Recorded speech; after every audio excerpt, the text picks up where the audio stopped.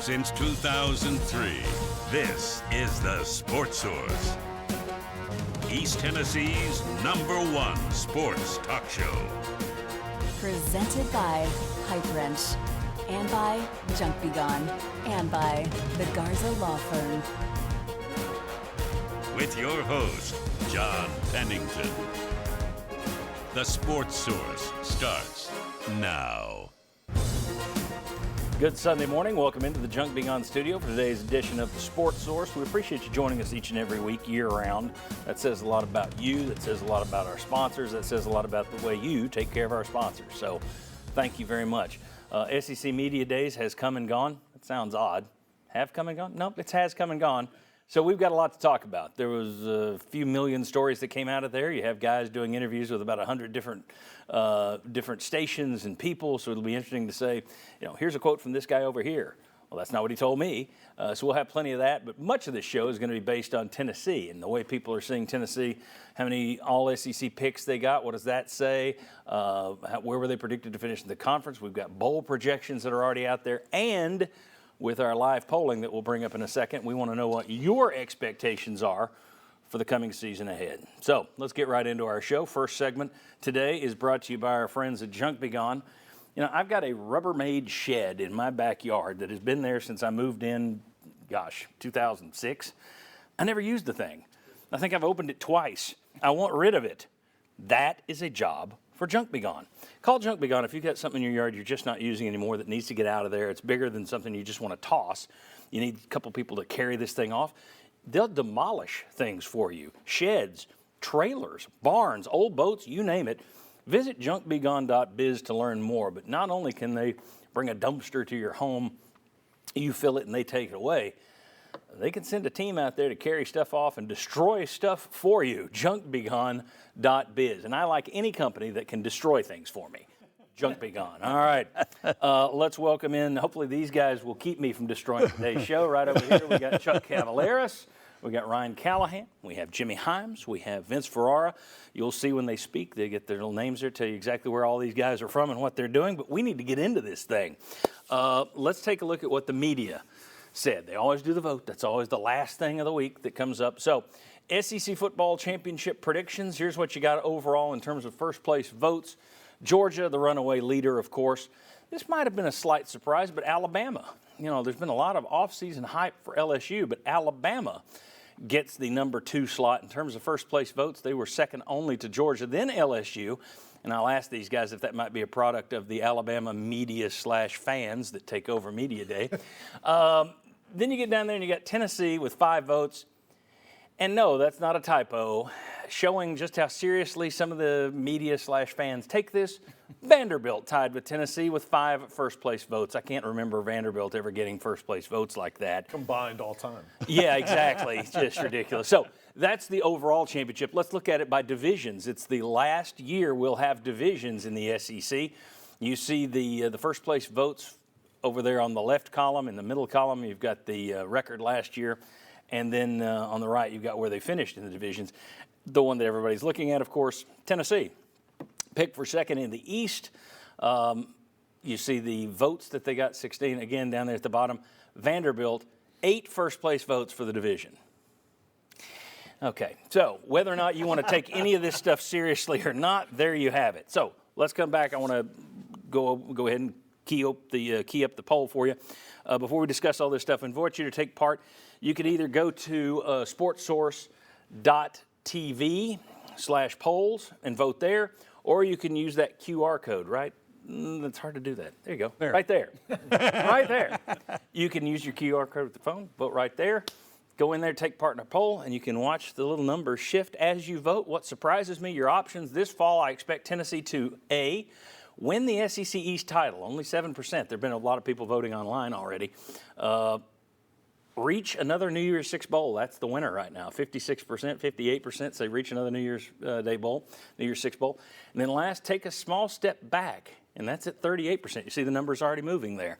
So how about that? Okay, we'll see where everybody's projections are, and we'll lead that up through most of the show. We'll come back at the end and reveal them. But let's do the talking. You saw the predictions, guys. Vince, you were over there. Your thoughts on where they put Tennessee? You buying it? Yeah, I think Tennessee is clearly the second best team in the East. I think people around the league that cover other teams feel that way as well. I think Tennessee made a great impression on a lot of people, even if they were a little iffy or had some questions on them. So yeah, absolutely. I think Tennessee is right where they should be, and the media put them there. Agreed? I agree, and the one thing that was interesting in talking to a lot of people there was that they feel like the biggest challenge for Georgia is going to be the Tennessee game in Knoxville. That's what they pointed to. In fact, a lot of people think there won't be a challenge until they face Tennessee. So, yeah, I think they got Tennessee right. I also think that the people who voted for Vanderbilt should have their votes rejected and never be able to vote again. Get rid of them. Yeah. But because I think 90% of them take it seriously. But no, I think Tennessee second is correct, and I think a lot of folks see Tennessee as a dangerous team. You guys agree? They get it right? Yeah, I would have been stunned if they'd been picked anything but second in the East. I think that's been the kind of the consensus all off season, and that's probably what it's going to remain. But I will say we have a terrible track record as media picking how these things are going to go preseason. So if you're going by us, don't put a lot of stock in it. We get these things wrong all the time. We don't pick the league champion right most of the time. Yeah. So take that for what it's worth. But I think all the evidence, all the returning starters, the veterans on this team, all kind of points to Tennessee being second in the East. Chuck? Yeah, like it or not, it's still Georgia and everybody else, right? And I think that's not just true in your division, that's true in the SEC until something changes. So second to Georgia, that's where it ought to be. Are you third? Is LSU should be above you? They really had a great offseason, right? Yeah. So I can see that, especially based on what they think the returning quarterback's going to do. So, yeah, I think they got it right, but I agree with what you say. You think, boy, that's exactly what I would have, other than maybe Kentucky ahead of Florida.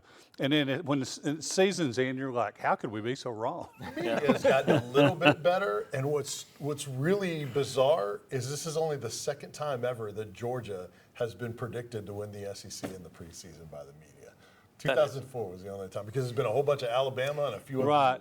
Okay, let's get back to that, because now it hasn't been. It was held in Atlanta a couple of years ago, held in Nashville this time, but the thing traditionally has been held down there in Birmingham and Hoover and all that, and it has been filled with Bama people. And I'm not knocking. The problem is, it used to be a smaller event, as you remember. I went to a couple of them in the '90s. It was a smaller event when you knew what the media was. Then with the internet, right, you got every website gets in, and some of that is GoVols247.com, which is a legitimate site.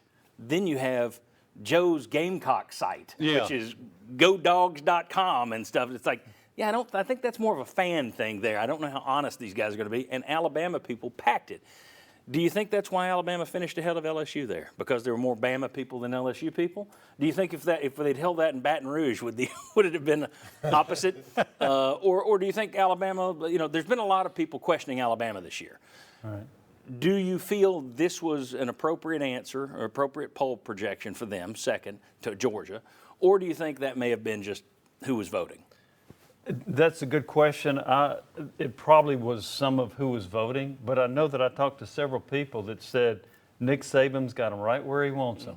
People are questioning Alabama. They didn't make the college football playoff. Saban is using that for motivation, and so I'm going to pick him to beat LSU. So I heard some of that. Yeah. Yeah, I do. I agree. I think it's a blend. I think the Bama media is a factor.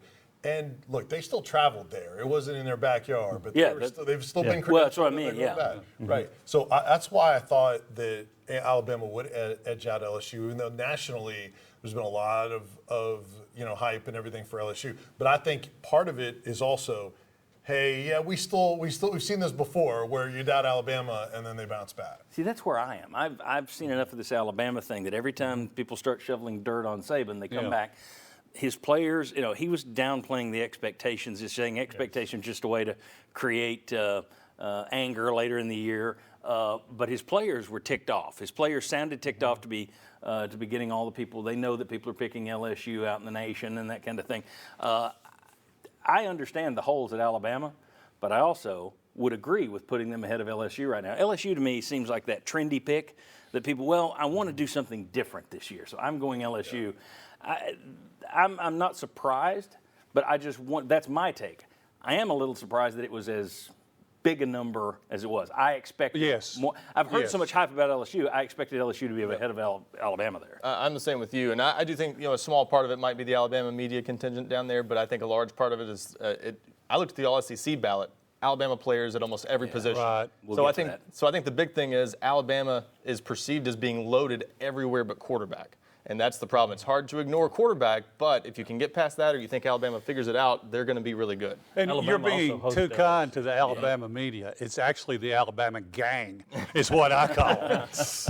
Yeah, they do host them this year, and they've got revenge on their mind, just as they will with Tennessee. Right. Let's finish it up with Tennessee. One thing that you are clearly the second team in the East. Georgia's ahead of everybody in the league. But it says a lot that in year 3, Josh Heupel has already made Tennessee the threat. That people are looking at it saying, this will be Georgia's only legitimate challenge on the year. I don't buy that. Again, Missouri gave them close. It's college football. They'll be challenged by somebody. But the fact that people are pointing to Tennessee, that's a heck of a sign and a tip of the cap to Heupel and the job he's done to have them in that spot, considering what he inherited. To be there in year 3 where people are taking you seriously and knowing that this could be the big challenge and stumbling block for Georgia, I think that's a great thing. Yeah, I do too. It does speak to the great job that Heupel has done, and he's done it with some scholarship reductions along the way. He's outcoached a lot of people. He's led the SEC in scoring, did last year, and I expect the offense to be really good again. I think most people do. Yeah. All right, I tell you what, we've already got about 100 people who voted in that thing, so pick up your phone, start clicking. Also, want to tell you what's coming up on today's show. First of all, we're going to talk about the Joe Milton hype. He talked this week about the doubts that arose in his mind once he lost the starting job here. We'll talk about that. Vol recruiting breakdown, we got Ryan. He's going to break it down position by position. It was a good week for the Vols. College football, is it a disaster? Lane Kiffin says it was. We'll talk about projected UT win totals, projected UT bowl games, all those from national sites. We'll get reaction to that. And when we come back, the all-SEC predictions. Ryan mentioned them. Where did Tennessee fall in that? There were some clear haves and have-nots. And if you're not in the haves, how are you expected to be second in the East, third or fourth in the league? It's an interesting mix. We'll take a look at that next. Going back on the Sports Source.